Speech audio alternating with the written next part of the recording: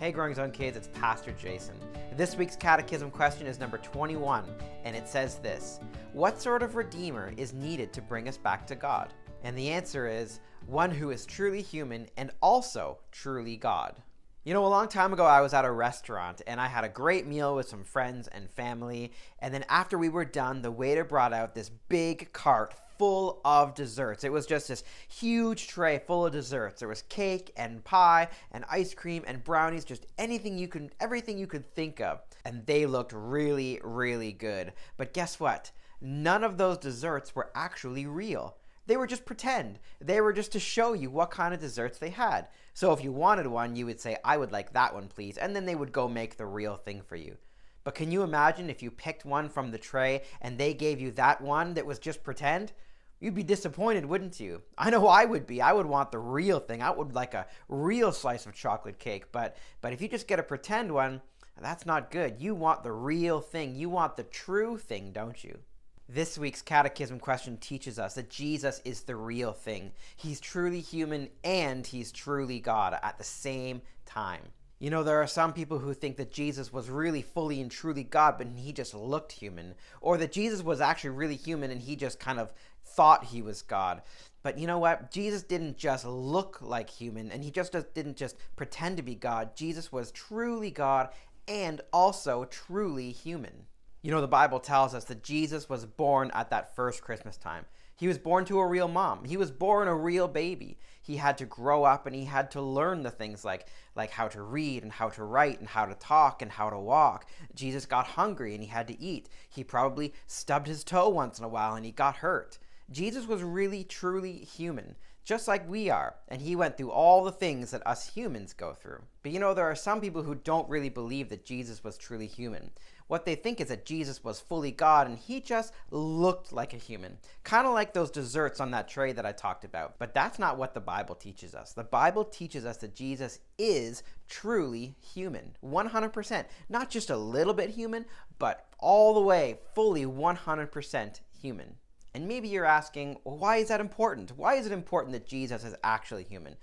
Is it bad if he just looks like human, but he's actually just truly God? Well, no, that's actually really important that Jesus is truly human as well as being truly God. The person who wrote the book of Hebrews in our Bible tells us that Jesus had to be made like one of us. He had to be made like his brothers and sisters. In other words, he had to be made human.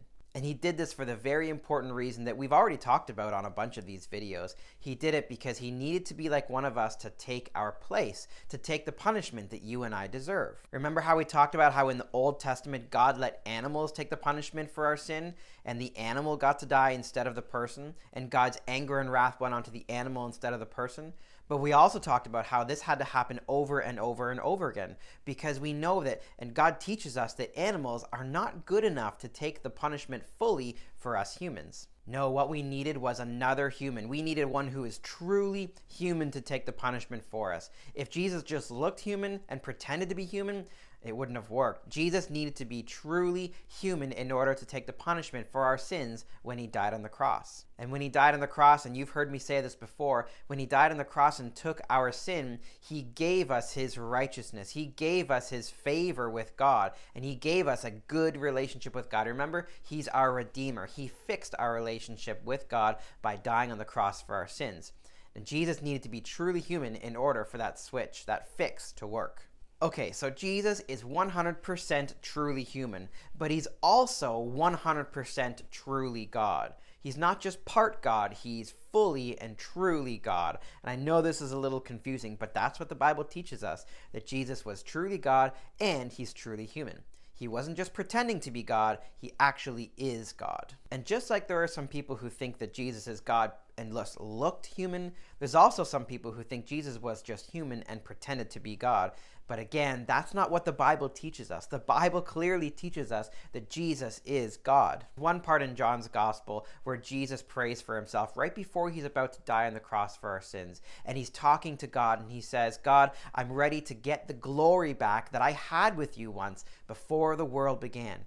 What Jesus is teaching us is that Jesus had a glory. He had God's glory, which is all that God is. God's magnificence, God's wonder, God's awe, God's power, and his wonderfulness, all of that, Jesus had that with God before the world began. And we know that nobody shares this glory with God. Nobody is as glorious as God. So when Jesus tells us that he shared this glory with God, he's saying that he is God, and he was there when the world was made. And again, nobody was there before anything was created but God himself. Yeah, Jesus truly is 100% fully, truly God. And he's 100% truly, fully human. So Jesus is truly human and he's truly God. But again, why is it important that Jesus is also truly God? And the answer is this. Jesus is like us in that he is truly human, but in another way, he's also not like us. You see, I know we've said it before again, that every human being has sinned. Every human being has rebelled and said no to God. We've disobeyed God, right? But Jesus hasn't. And in that way, he's not like one of us. And the only way Jesus could be perfect and holy and never disobeying God is if he is God himself. See how God's plan worked out? See how smart God is? Jesus is truly human because he needs to be like one of us to take the punishment for our sin.